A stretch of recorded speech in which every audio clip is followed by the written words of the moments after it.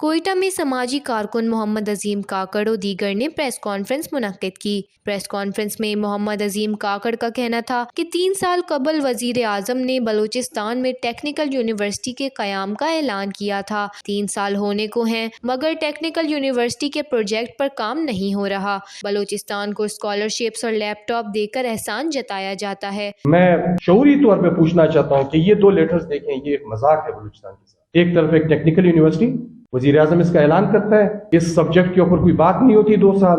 دوسری طرف آپ کے پاس یہ ایک سڑک ہے، چیف ایگزیکٹو صوبے کے وزیر اعلیٰ کی اپنے حلقے کی، جہاں 8 کلومیٹر کی سڑک کے لیے 1 ارب 21 کروڑ روپے رکھے جاتے ہیں۔ کوئٹہ شہر کے اندر ایک ایسا پروجیکٹ ہے جس کے لیے 24 ارب روپے رکھے گئے ہیں۔ اس سے 10 سال پہلے بھی ایک دور تھا نواب اسلم صاحب کو، اسی پروجیکٹ کے اوپر کتنے پیسے لگائے گئے، کیا فائدہ ملا اسے؟ آپ کیوں بلوچستان کو، پھر بالخصوص کوئٹہ کو ایک لیبارٹری بنانا چاہتے ہیں کہ آئے روز آپ اس کے اوپر تجربے کر رہے ہیں؟ بلوچستان بنا ہے 54 سال ہو چکے ہیں، 54 سال کے اندر وفاق ہمارے اوپر کیا مہربانیاں کرتا ہے؟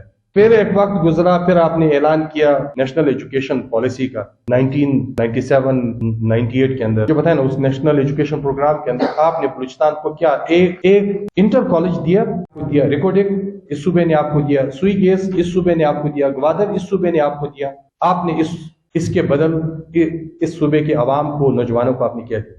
بلوچستان آ کے اعلانات کر کے ان کو مستحقین زکوٰۃ نہیں ہے۔ محمد عظیم کاکڑ کا مزید کہنا تھا، بلوچستان کے لوگوں کا اعتماد اب اداروں سے اٹھ چکا ہے، ہم اپنی ذات نہیں بلکہ قوم کے لیے لڑ رہے ہیں۔ وش نیوز، کوئٹہ، بلوچستان۔